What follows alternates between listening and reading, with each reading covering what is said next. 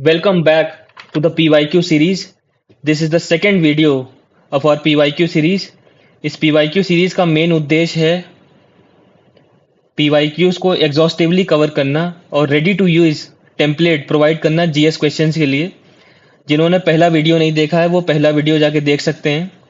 Coming to the question, identify and discuss the factors responsible for the diversity of natural vegetation, and then the second part is assess the significance of wildlife sanctuaries. अगर approach की बात करें तो question में आपको identify and discuss करना है factors responsible for diversity of natural vegetation, and second part में significance of wildlife sanctuaries की बात करना है। तो सबसे पहले हम इंट्रोडक्शन लिखेंगे, फिर बॉडी में तीनों पार्ट को एड्रेस करेंगे, आइडेंटिफाई करेंगे, डिस्कस करेंगे, सिग्निफिकेंस लिखेंगे वाइल्ड लाइफ सेंचुरीज का, और फिर कंक्लूड करेंगे। अपने फर्स्ट पार्ट पे आए तो इंट्रोडक्शन में आपको नेचुरल वेजिटेशन के बारे में बताना है, इंडिया नेचुरल वेजिटेशन के बारे में बताना है, कुछ एग्जाम्पल देने हैं नेचुरल वेजिटेशन के, dense forest of the western Ghat, arid scrub lands of the vegetation. कुछ ब्रीफ कर देना है कि आने वाले क्वेश्चन में आंसर में आने वाला क्या है। Diversity is shaped by geographical, ecological factors. Fine, तो ये सब आपको मेंशन करना है इंट्रोडक्शन में। फिर आपको ये जो आइडेंटिफाई बोला, इस आइडेंटिफाई को आप एक पिक्टोरियल फॉर्म में रिप्रेजेंट कर दीजिए। जोग्राफिकल एंड वेरीड टेरेन, क्या फैक्टर्स रिस्पॉन्सिबल है, climate variability, monsoonal influence, soil diversity.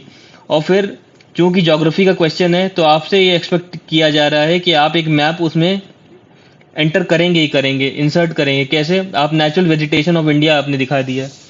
ठीक दोस्तों, आप बॉडी पार्ट को एड्रेस करने के पहले ये सोचिए कि आखिर क्या फैक्टर्स हैं जो कि डाइवर्सिटी ऑफ नेचुरल वेजिटेशन को एड्रेस करेंगे।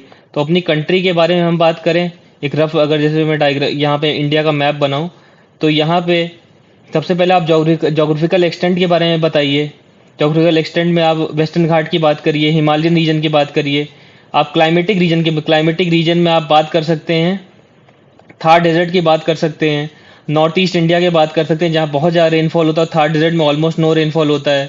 फिर आप बात कर सकते हैं मॉनसूनल रेनफॉल की, जहाँ पे यहाँ पे कोल्ड डेजर्ट में ऑलमोस्ट नो रेनफॉल होता है, पर वेस्टर्न घाट में बहुत ज़्यादा ऑलमोस्ट 5000 mm तक रेनफॉल होता है। और फोर्थ, आप सॉइल डाइवर्सिटी की बात करते हैं कि यहाँ पे एलुवियल सॉइल है हमारे, जहाँ पे रिवर्स बह रही है, और वहीं साउथ इंडिया में यहाँ पे लेटराइटिक सॉइल या रेड सॉइल पाई जाती है। अब बॉडी पार्ट पे आए तो factors responsible for diversity of natural vegetation में geographical extent and varied terrain में आप मेंशन करिए वेस्टर्न घाट के बारे में, वह जहाँ पे डेंस ट्रॉपिकल फॉरेस्ट है, वेरी हैवी रेनफॉल हो रही है, बायोडाइवर्सिटी हॉटस्पॉट बना हुआ है जैसे Nilgiri biosphere reserve. Himalayan region में आप पूरा रेंज के बारे में बताइए कि it ranges from sub tropical forest up to alpine meadows at the higher elevation. वहाँ पे आप वैली ऑफ नेशनल फ्लावर का एग्जाम्पल दे सकते हैं। क्लाइमेट वेरिएबिलिटी में आप नॉर्थ ईस्ट इंडिया के बारे में बताइए, जहाँ हैवी मानसूनल रेन की वजह से वहाँ की बायोडाइवर्सिटी इम्पैक्ट होती है, एज वेल एज जो हमारा काजीरंगा नेशनल पार्क में जो हमारा फ्लैगशिप स्पीशी है वो भी इम्पैक्ट होता है। थार डेजर्ट के बारे में, ये हमारी क्लाइमेटिक वेरिएबिलिटी है, एरिड क्लाइमेटिक वेरिएबिलिटी, और उसकी वजह से जो नेचुरल वेजिटेशन कौन सा है, xerophytic vegetation.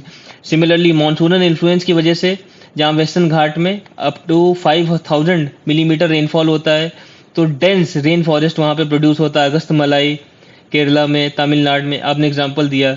Rain shadow reason Himalayas में, वहाँ पे कोल्ड डेजर्ट की कंडीशन क्रिएट होती, वहाँ हेमिस नेशनल पार्क आपने एग्जाम्पल दिया। सॉइल डाइवर्सिटी ये कहाँ पे है, इंडो गैंगेटिक प्लेन में, जहाँ आप एलुवियल सॉइल जहाँ एग्रीकल्चर को सपोर्ट करती है। डेसिडुअस फॉरेस्ट भी यहाँ, जैसे for example Jim Corbett national park. Western Ghat में भी आपने लेटेराइटिक सॉइल के बारे में एग्जाम्पल दिया। फिर अब सिग्निफिकेंस, जो सेकंड पार्ट है हमारे बॉडी का, significance of wildlife centuries in rain forest.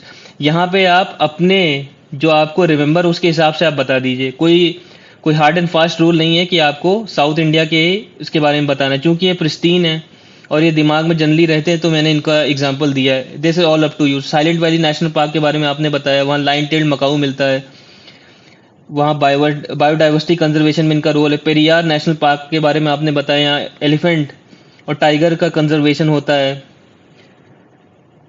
Preservation of ecosystem services की बात करें, सुंदरबन नेशनल पार्क में मैनग्रोव इकोसिस्टम कंजर्व है, कोस्टल इरोजन उनको प्रिवेंट करता है, बंगाल टाइगर को सपोर्ट करता है।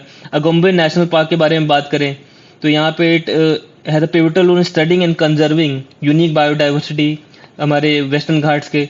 रिसर्च एंड एजुकेशन की बात करें तो Bannerghatta biological national park Bangalore में, यहाँ पे एजुकेशनल प्रोग्राम चलाए जाते हैं बायोडाइवर्सिटी कंजर्वेशन के। मुद्दुमुलई वाइल्ड लाइफ सेंचुरी के बारे में बात करें तो यहाँ एलिफेंट की बिहेवियर एंड इकोलॉजी का स्टडी की जाती है।